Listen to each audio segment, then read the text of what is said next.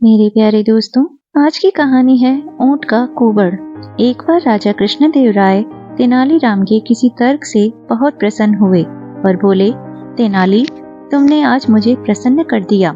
इसके बदले मैं एक पूरा नगर तुम्हें उपहार स्वरूप देता हूँ। तेनाली ने झुककर उनको धन्यवाद कहा। इसके बाद कई दिन बीत गए, परंतु राजा कृष्णदेव राय ने अपना वचन पूरा नहीं किया। वे तेनाली को एक नगर उपहार में देने का अपना वचन भूल गए थे। राजा के इस प्रकार वचन भूल जाने से तेनाली बड़ा परेशान था। उसे समझ नहीं आ रहा था कि क्या करे, परंतु फिर भी राजा को उनका वचन याद दिलवाना तेनाली को अच्छा नहीं लग रहा था। इसलिए वह एक उचित मौके की तलाश में था। एक दिन एक अरबी व्यक्ति विजयनगर आया। उसके पास एक ऊंट था। लोगों की भारी भीड़ ऊंट को देखने के लिए इकट्ठी हो गई, क्योंकि उनके लिए वह एक अजूबा था।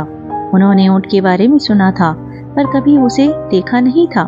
राजा एवं तेनाली भी ऊंट नामक इस अजीबोगरीब जानवर को देखने आए। दोनों एक साथ खड़े हुए ऊंट को देख रहे थे। राजा बोले, तेनाली, निस्संदेह ऊंट एक विचित्र जानवर है। इसकी लंबी गर्दन तथा कमर पर दो कुबड़ हैं। मैं हैरान हूँ कि भगवान ने ऐसा विचित्र तथा बदसूरत प्राणी पृथ्वी पर क्यों भेजा। राजा कृष्णदेव राय की इस बात पर तेनाली को जवाब देने का अवसर मिला और वह सदैव की तरह आज भी अपने उत्तर के साथ तैयार था। वह बोला, महाराज, शायद क्या, बल्कि अवश्य ही यह ऊंट अपने पूर्व जन्म में कोई राजा रहा होगा और शायद इसने भी कभी किसी को उपहार स्वरूप नगर देने का वचन दिया होगा और फिर बाद में भूल गया होगा। अतः दंड के रूप में ईश्वर ने इसे इस प्रकार का रूप दिया होगा।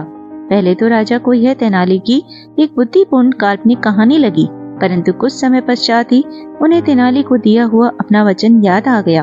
अपने शाही महल में वापस आते ही राजा ने तुरंत कोषाध्यक्ष को बुलाया और उसे निर्देश दिया कि वह लिखित रूप में प्रबंध करे, जिसके अनुसार राजा ने तेनालीराम को पूरा एक नगर उपहार स्वरूप प्रदान किया है।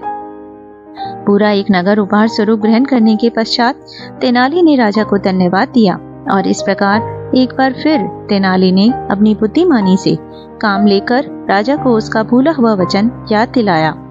मेरे प्यारे दोस्तों, अगर आपको यह कहानी अच्छी लगी हो तो प्लीज आप इसे ज्यादा से ज्यादा लाइक और शेयर कीजिए और ऐसी ही और कहानियाँ सुनने के लिए मेरे चैनल को सब्सक्राइब भी कर लीजिए। और अगर आप मुझे फेसबुक से देख रहे हैं तो मेरे पेज फ्रेग्रेंस ऑफ ज्ञान को फॉलो भी कर लीजिए। धन्यवाद।